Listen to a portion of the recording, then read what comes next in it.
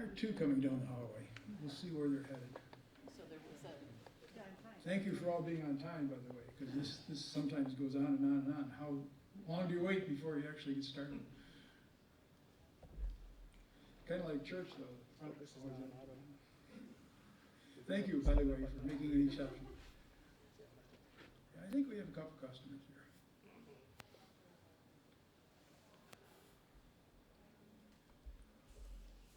While we're waiting, the two ladies out front, I have a lot of information to pass out that's relevant to healthy lake and watershed, and also some membership material if you're interested in joining the group that is able to sponsor programs like this. Al works cheap, but some of them, you know, we have to. I'll tell you more about Al in just a minute.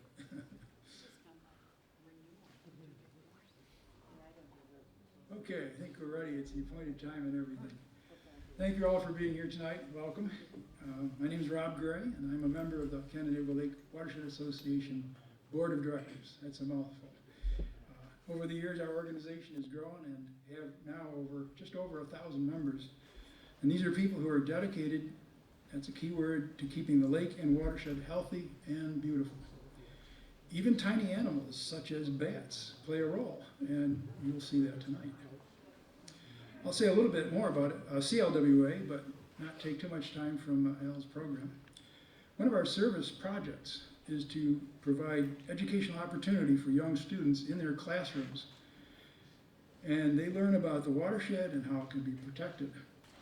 CLWA has 2 educators who visit primary and elementary schools several times each year to accomplish this.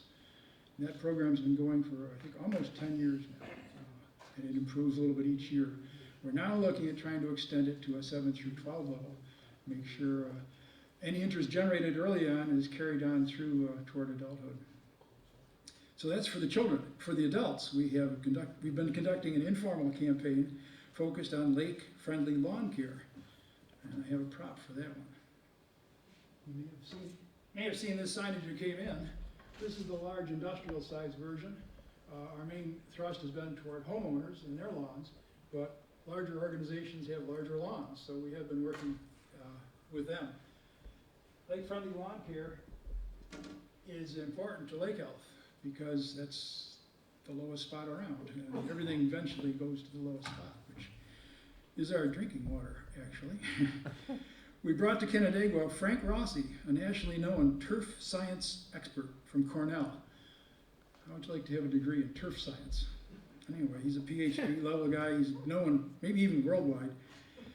He conducted a meeting to explain best practices for having a healthy lawn. And one of the things that came up is that no 4-step method is good for the lake. And in the springtime, you see 4-step, even 5-step methods now advertised in all the papers. They're pushing that for the lush green lawn, just like a golf course, which is not good for the lake. Anyway, an established lawn, he says, is really not even needing fertilization. But if you do fertilize, once a year is all you need, and preferably in the fall. It helps to strengthen the root system of the grass, and it gets through the cold weather better that way. Canandaigua City, Canandaigua Schools, and the VA are large organizations that follow this guideline. And there's about a bunch of homeowners, I don't know the exact number, but close to 100, I think, that may have those signs in their yard. You may have seen them driving around the city and some of the outskirts. Okay, now let me tell you a little bit about tonight's presenter. This handsome gentleman over here on your...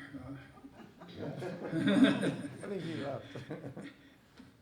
Al Hicks was the mammal specialist for New York State Endangered Species Program from its inception in 1979 through his retirement in 2010. And in that role, established the first comprehensive monitoring program for bat distribution and abundance that was ever conducted in the state, and one of the very few that was even in the country. So he was a leader in that whole effort. And the effort came through with some unhappy news. Their team discovered this disease, this white nose syndrome, which you may have read about. It's causing the largest die-off of the bats, but not just bats. If you consider all mammals ever, This is the largest die-off of mammals that they've known around. You know, the dinosaurs all got killed, but they weren't mammals. You know, this is scary. Something that's killing off mammals. We're mammals. Anyway, after retirement, he founded a consulting company that is he studied bat-related issues, and in the last 3 years, he's become a volunteer with Citizens Climate Lobby, a nonpartisan, nonprofit international organization focused entirely on climate change, which works with local officials and state and national officials to find and implement effective solutions to the climate crisis. And there's one more credit he can claim. This is the funny part.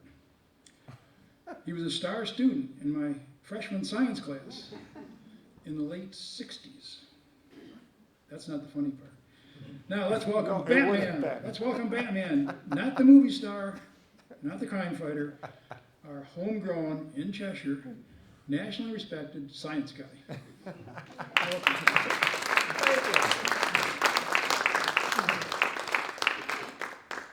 It's nice to see you all. I have no idea in hell who you are because you have the mask on, but hey, my older brother always used to tell my parents that you could tell when I was lying because my lips were moving. You guys aren't going to know tonight. So, thank you, Rob.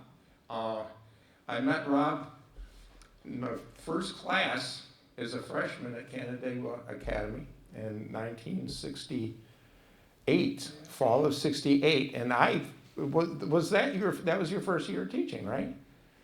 And I remember sitting there, and you're scared because it's all kids you know, a lot of them you don't know, and all that came from that Catholic school in town, so a bunch of them.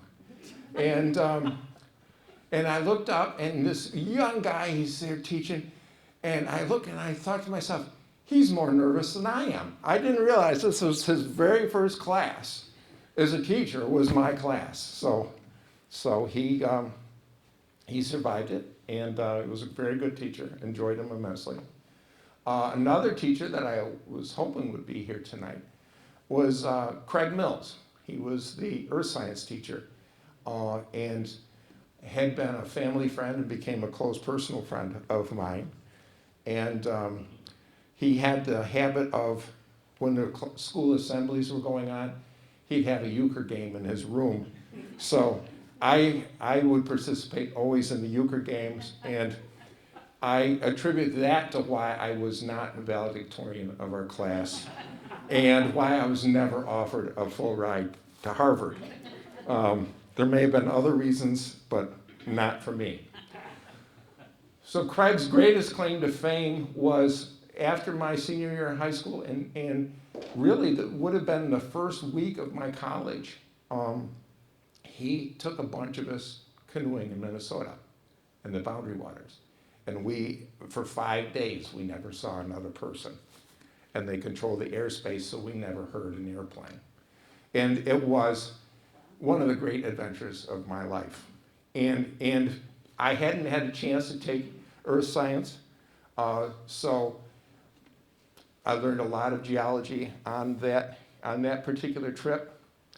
And one of the things, the hot topic of the day that we talked about a lot was this new idea, new to him and certainly to me, that the continents kind of float around on the surface of the earth and they crash together and they pull apart, and it was continental drift, and it was an amazing topic, and we talked about it at length, and he talked about the evidence for it and how it's becoming more and more accepted in the world. And that stuck with me, is how enthusiastic he was about that particular subject. So today we're going to talk not so much about continental drift, but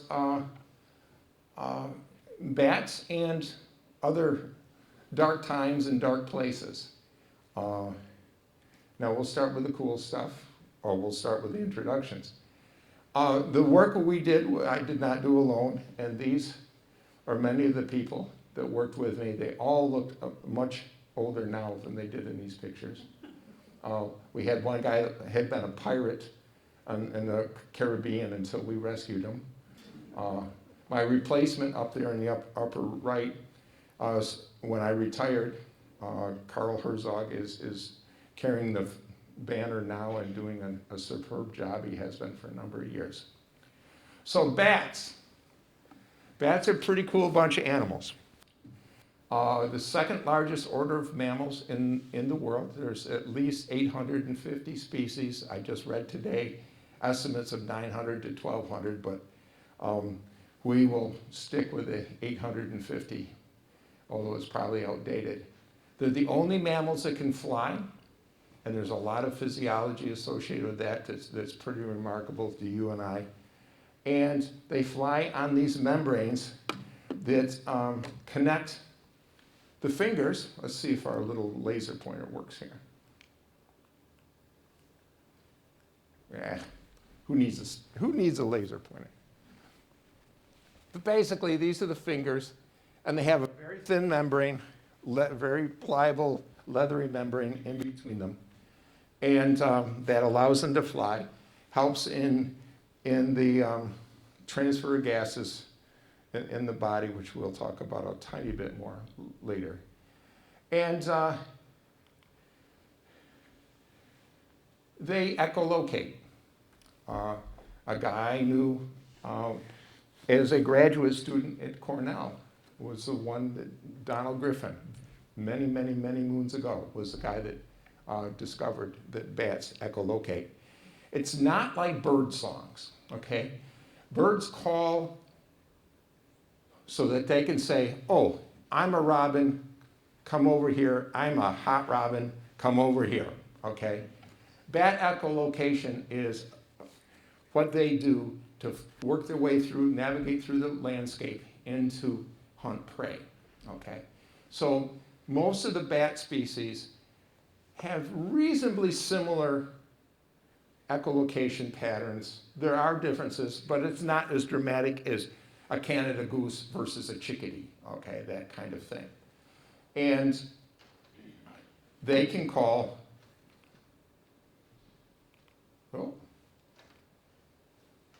when they're calling, when they're echolocating, it'll be 10 to 15 pulses per second when they're just in search mode.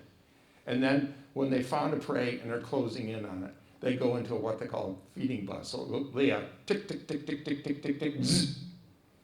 And that's what you hear. The characteristics of the slope and the frequency are associated with the size of the prey that they pursue. Bigger bats generally go after bigger prey, lower frequency calls, and often less slope to the call. So you can generally group bats. Some individuals you can identify, but it's not clear cut. If any of you guys are athletes or were athletes, you'll appreciate this. When they're hibernating, bats have a heartbeat of about 4 to 10 beats per minute. Okay. And when they're just hanging out and roosting and crawling around and stuff, it's about 400 beats per minute. And when they're flying, it's about 800 beats per minute. So if your resting pulse is 50 beats per minute when you're asleep, and if you run and you get your heart rate up over 2,000 beats a minute, that puts you somewhere near a bat, okay? I wouldn't recommend that on a regular basis, but you can if you'd like. Bats are insectivores, okay? All of the 9 species of bats we have in New York State. If you're in New York State in the wintertime, it's kind of tough to get a meal if you're an insectivore. 2 approaches that they have to dealing with that. One, you can fly south to where there's still insects, and we have 3 species that do that. The red, hoary, and silver-haired, they're collectively known as the tree bats. And the other is to eat a lot in the fall, get as fat as you can, and then go into hibernation and use as little energy as you can, as sparingly as you can, so that you have reserves that will carry you through to the spring and hopefully the development of embryos and such if you're a female. This group is collectively known as the cave bats. All right. Our bats are not terribly large. Most of them are no bigger than your thumb, body size. And they tend to go to this specific areas of humidity and temperature based on the species. So you go into a cave, and most caves, or mines are easier to explain. If the entrance is here and this is the body of the cave, and it's shaped like this, the warm air in the bottom generates, will go out the top, replaced by cold air. So this is a cold air trap down here. And it'll be frozen, some places are year-round down in the bottom, but it's much, much colder. You reverse that so that the slope goes uphill. It's a warm air trap. So that cave is going to be warmer than this one and throughout the range. And if you get them to undulate a little bit, you can get pockets of both. So each species is looking for a specific range of conditions, temperature and humidity, in which to hibernate. And they are very good about returning to the same roost. If you can look on this picture here, you see all this brown. This is a limestone rock. That brown is the oils off from the bats from either earlier in the year when they'd shifted over slightly or years in the past. So we've been able, this is the K cluster at Glen Park Caves in Watertown, and we could set the camera up on that, or I could have set the camera up in 1985 and have it go off every January 5th, and the bats would be there, okay? And there's about 1,200 in that picture. So what we would do, this is Indiana bats, the focus of our work, because Indiana bats were federally endangered species that we were given the money to search for in the state of New York. And because we were searching for them, we're going to count everything, all right, get baseline data. We're really the first state to do that. So these guys will be densities of 600 per square foot when they're hibernating. And so what we do, we either have people with very good eyes that can count fast, and they don't exist, or we just take pictures of the cluster and then project them. And when that was film camera and you had to project them on a Caramate projector, it was tough counting, but with the onset of the digital cameras and all that kind of thing, it's really specific now that they go through and analyze each cluster a coordinate system so they can identify where every bat is. And so they have really good numbers on these species. And you can take a picture in a couple seconds and you'd be here for a year photographing them. So we had an endangered species. We knew it existed at least one place. In fact, that K cluster was the only one we knew of in the state. And we knew we had a bunch of holes in the ground, not exactly sure how many. And we knew we had a bunch of idiots working in the state that would go underground with us if we asked them. And so we did. And our goal was to go in every cave and mine and aqueduct and everything else that we could get into.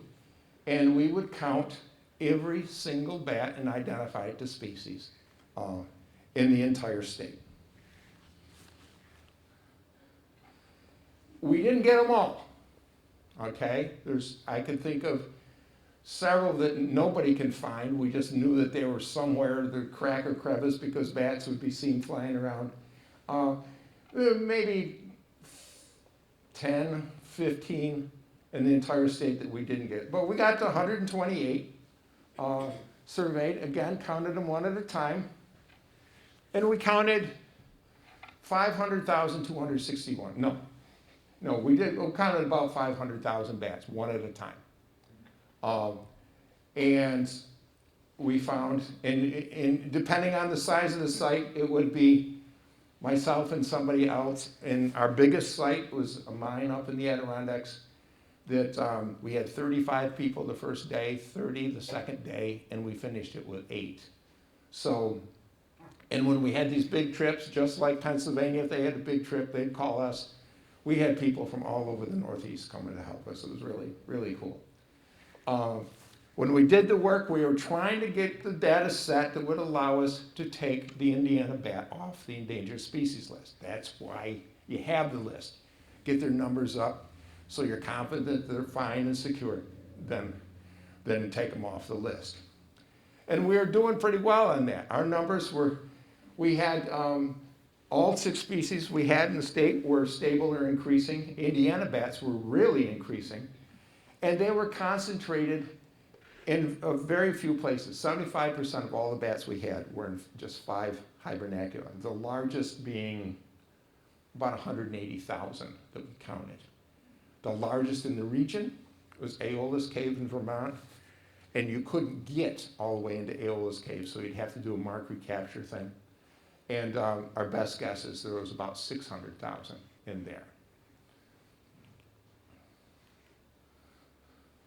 When we have little brown bats, how many of you folks have had bats in your house? All right. Good chance, if you had a lot of bats in your house, it was almost certainly these guys, little browns. Down along the lake shore in the summertime, bats flying all over the place, mostly little browns, okay? Oddly enough, the second most common bat we had were Indiana bats. 11% of all the bats we counted were Indiana, so the federally endangered one. But they were in the fewest number of sites, so concentrated large numbers in just a few locations. We had 3,000 and change small-footed bats, which is the smallest bat we have in the state of New York.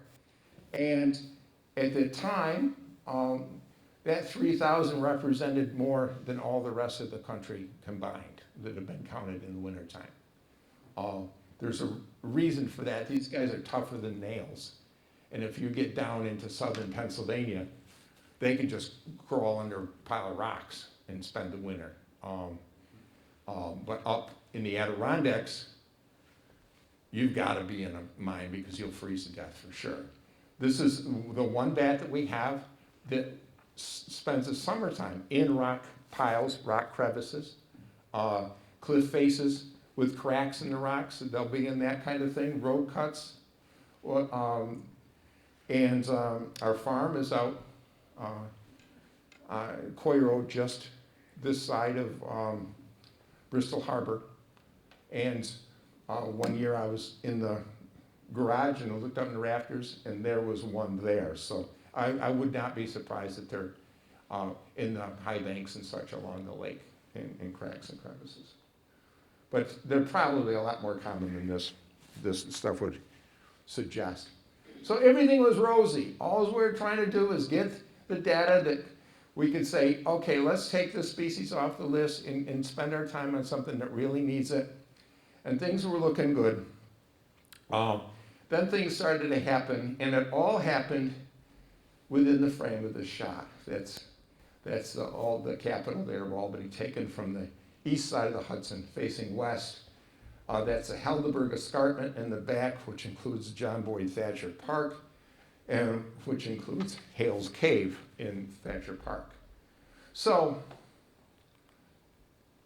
in the winter of 2006, 2007, people started calling me up.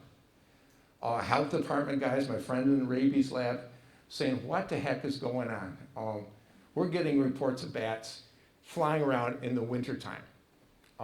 Ice fishermen would be up on Lawson Lake and seeing bats flying down the length of the ice through their tip-ups. People would be out shoveling snow, and they'd shovel up and there'd be a dead bat in the pile of snow.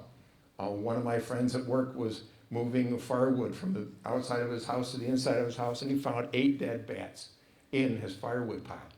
We knew something weird was going on, and we didn't know what. And so we're kind of keeping track of things until this fateful day, March 14th, 2007. Now, it's fateful for two reasons. From 1979 till 2007, I had never missed a single survey involving Indiana bats anywhere in the state of New York. I went on every single one of them.